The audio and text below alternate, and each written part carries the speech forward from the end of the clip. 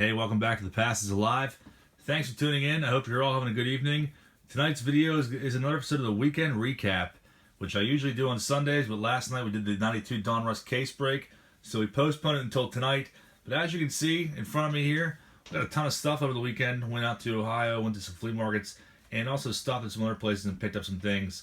But I'm going to show all of you that now, and we're also going to rip some packs. So stay tuned for that. Let's dive right in. This weekend was pretty sick. Got some toys, got a bunch of baseball cards, wax boxes, and other stuff. I'm going to start off with showing you something I wanted to open for Fan Mail Friday last week, but I forgot that I had it. I was actually saving it to rip open on Fan Mail Friday, and didn't realize that I still had it sitting around until after the video was over. But I finally picked up the Fearsome Flush RGB figure from the late 80s. On the card here, this thing is in very, very good condition. This is an eBay purchase. I ended up being the highest bidder. These don't sell for too much. This is probably one of the cheapest real Ghostbusters figures you can find on the card. Usually tend to go between 30 and 40 bucks. I paid $37 for this. But it's in pristine condition. Very, very hard to find one of these unpunched. I don't think I've ever seen one in the last 7 or 8 years of collected toys. So I settled for the one that's punched here because of the great condition of it. But Fearsome Flush is an awesome figure. I always liked this one, never had it when I was a kid. Basically push him along and the lid goes up and down and the tongue comes out. So I'm sure a lot of you guys probably had this figure when you were younger. But pretty sick. There's all the other toys for the different series that they have there. But I'm pretty stoked to have this finally. I'm going to throw it in a Zolo World case and add it to my RGB wall. So pretty excited about that one. 37 bucks, not bad at all. And today, I stopped by another store, and they sell like old video games, all kinds of stuff, DVDs, all kinds of random weird stuff, and they have some modern day things as well. Local shop close to my house by the mall, but they do have toys there sometimes. I never find anything in this place ever, just happen to pop in there. And the front of the peg hook I saw in the back corner is awesome Mr. Freeze figure from Batman the Animated Series. I was like, wow. I saw it from 10 feet away. I was like, is that under 10 bucks? Like, holy crap. $5.99 for Mr. Freeze. Usually Mr. Freeze sells between 20 and 30 bucks. So for $6, I could not turn this one down. I have the original Combat Belt Batman for this toy line, so now I feel like I have to get the rest of them. But really, really good deal. I'm pretty sure what happened was they looked it up on eBay, and I saw one of these sold on there recently for like $5.99, I think, plus shipping. So they just went off of that listing. But if you go on sold listings, you'll see that they regularly sell between 20 and 30 bucks. And Mr. Freeze is in perfect condition. I had this figure as a kid. I used to play with it all the time. You can fill this backpack up here with water. And it actually shoots out. You squeeze it and it shoots out. So pretty sick figure. Always loved Batman Animated Series. So that'll stay in my personal collection. I'll throw that in a Toy Shield case. And also while I was there, you may have seen in the background here, the place has a bunch of TV guides on one of the front shelves, and I was randomly sifting through it, seeing if I could find anything with good covers. And I came across this awesome MacGyver TV guide from 1986. So May and June '86. Kind of pissed off because they taped the back of this cover here, and when I went and opened it, tape ended up getting stuck on his forehead, so now it looks like MacGyver is celebrating Ash Wednesday. So that kind of sucks. I've been wanting this one for a while. I see it on eBay from time to time. It's usually like 15 bucks around there, so 99 cents. I was like, wow, I can't pass it up. That's awesome. And then I was flipping through it to try to see what the MacGyver article was. I bookmarked it here. I thought this was pretty funny too, but this is a MacGyver article though. The big headline here, locked out, he threw a bench through a plate glass window. Even off screen, MacGyver's Richard Dean Anderson solves problems with dramatic flourish. So instead of calling a locksmith or something like that, MacGyver just took a bench and threw it through a window. Not really very MacGyver-like. You know, I think he would have done something a little more intelligent than to smash a window, but still pretty funny regardless. Pretty stoked to have this. Kind of bummed out about the scuffs on the forehead there, my own doing, but wasn't paying attention. That's what happened. Still pretty sick. Happy to find it. Nice pickup there. Like I said, I've never seen that before anywhere, so other than on eBay. So nice for $1. So that was today's purchase. And then out in Ohio, Eric and I found a ton of cards. You can see a bunch of junk wax era boxes here. And I didn't really find hardly any toys out there at all, which is kind of disheartening. But I did find some Happy Meals toys for like $1 a piece. So I found one of the Gargoyles Happy Meal toys from, I don't know, Happy Meal toys, or Burger King Kids Club toys from the mid-90s for $1 a piece. So that was pretty cool to find those. I didn't have that one. I think I have the whole set now, I want to say. And I also found this Robin. This is actually from McDonald's Happy Meal. Batman the Animated Series. Love the show. I think I used to have this when I was a kid. It's a Robin figure on a bike there. So for 50 cents, couldn't pass them up. Have to buy toys like that when I see them, especially for toy lines and cartoons that I loved. And got a ton of packs. A lot of these are mostly 90s packs for the most part. 93 Fleer Ultra.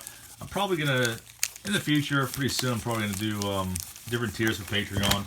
And I'll probably get packs away and do stuff like that. So I picked up a lot of those. A bunch of 88 Don Russ in here and some older Ultra and older Score. Some minor league packs and stuff too. Can't turn down junk wax packs when I see them if they're priced good. I've never seen these before. Baseball Champions Yesterday and Today. Puzzle and cards. These are from 1983. So these are pretty interesting. They're in the exact same tote as the rest of the packs. So I was like, I'll pick that up. And I bought some singles as well. I think these are $1 a piece. Haven't seen this one before. Rafael Palmeiro, 1987 Leaf Don Russ rookie card in the quarter box. So had to get that one. Didn't have it. And also Vince Coleman, 86 Fleer update. Actually, this is 86 Fleer. It's on the update set. Also his rookie card, so didn't have that one. So I picked that up for $1. And of course, I think I paid $1 for this off of someone there. 86 Leaf Don Russ Fred McGriff rookie card. It's a book's a little bit under, a little less than the actual McGriff Don Russ rookie, which I was surprised by. I want to say the book value, this is $5 in the almanac, and the book value of the regular Don Russ is $8. I thought it'd be a little more for the Leaf, but still pretty cool card. Didn't have this one, so had to pick it up for $1, and then found a nice Barry Bonds Gem Mint 10 for a good price as well. Not PSA, some weird grading company I've never even heard of. Finest Grading Services. But overall, it was a good price, and I'll probably send this off too for a Patreon patron in the future. But overall, I mean, the corners, everything else, look pretty solid. So I could see this being a PSA 10, honestly. And then got a bunch of wax boxes. Picked up 2 86 Topps Traded sets here, and one of them sealed. I'll probably keep that for my PC. But another one I cracked open. I'm going to give this one away. We are coming up on, I actually showed this last night during the live stream real quick, but some people probably didn't see it because it was kind of later. And we did like a 5-hour live stream, I want to say. But these aren't in order, but I went through and put the good rookies kind of in the middle there so they wouldn't get banged up. But Canseco's still in here. We got the Barry Bonds, Bo Jackson, Galarraga, Will Clark, and then you have John Kruk, Wally Joyner. Bunch of the rookies in there, but those are the big ones. Canseco, Bonds, Bo Jackson, and they're in nice shape too. So when we hit 3,000 subscribers, we're going to give this away. It's about a $30 value. Now, if you send the Bonds in, or Canseco or Jackson, you can definitely get a lot more value out of it if they come back a good grade. But I thought that'd be a pretty good giveaway. So I'm going to keep this one for myself. Give the other one away. We're getting close. I think we have about 100 some to go till we hit 3,000. And I picked up a lot of wax boxes. I don't know if I'll make these part of the next break or not. I love 88 Fleer, so if I see it for a good price, I have to buy it. Edgar Martinez rookie came in at E11. Some good Hall of Famers in there. 91 Topps is a good one for Chipper Jones rookie card. And also the Mark Whitten error card, which I want to get my hands on. Very valuable card as well, especially for 91 Topps.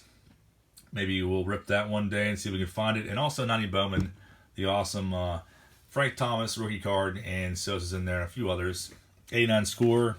If I find these for cheap enough, I'll buy them. Not sure if that will be in the next break or not, the mixer break we're doing, but I think 88 Fleer definitely will be. And then I picked up 88 Don Russ. A lot of people hate 88 Don Russ. I don't really blame them. A couple of good rookie cards in there, but the design is just pretty crappy. But this is a good price, and these are like very pristine clean, really never even been opened. So I picked these up. I don't know what I'll do with those. Probably, I don't know, include them in Patreon packages in the future here. Once I develop a few more tiers. But that is everything that I got, and I did pick up some of these too. A guy at the flea market had these as well, and I never see these. Haven't seen them for a long time. These were released in 1993 at Atlantic gas stations, participating Atlantic gas stations, only in New York and Pennsylvania. And they were only out for a little over a month. You had to buy like 8 gallons of gas, I want to say. I don't know if it was like for one pack, 8 gallons got you one pack or what it was. There's 25 cards in the set. I have 10 packs here.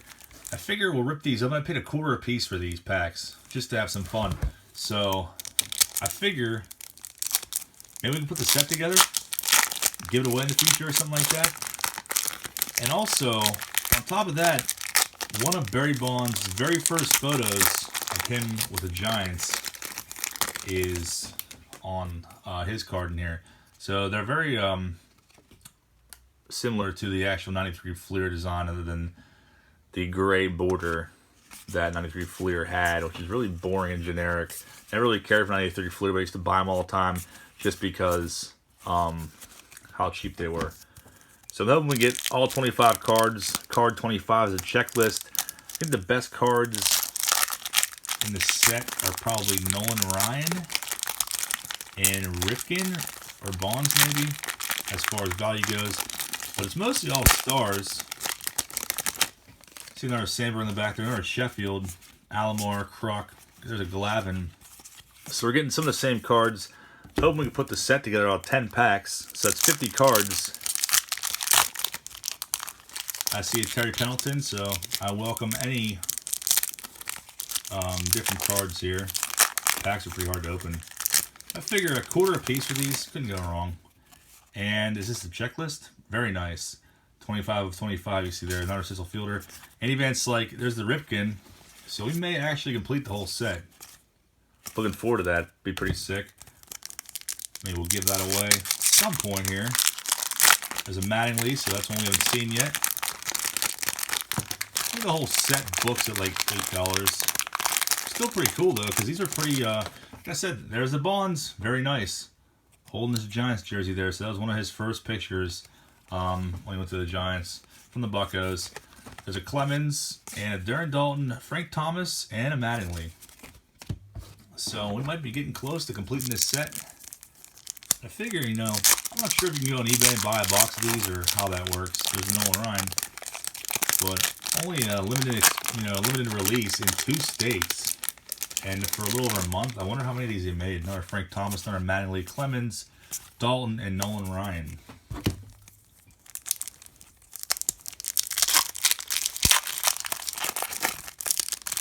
So you get to see a lot of the same cards over and over again. They really glued these packs together. Another Bonds.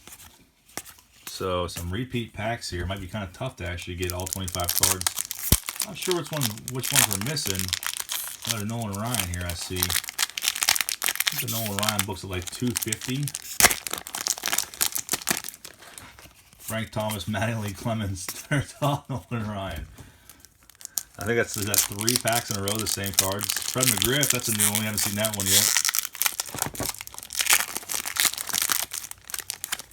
Let me get my crowbar out to freaking open these up. I don't want to damage the corners either. Another Barry Bonds. There's a Griffey, very nice. Haven't seen that one yet. Like that one a lot. Maddox, we got some new ones here. Gonzalez and Fred McGriff, prime dog there. So we have 2 packs left. We have a stack of cards. There's probably a couple we're missing, I imagine. There's no way we have all 25 yet. There's a Will Clark. Haven't seen that one yet, so hopefully the rest of the pack is new ones. And it looks like it is. Bolly Bo. Another Ripken, Eckersley, Cecil Fielder again, and Will Clark.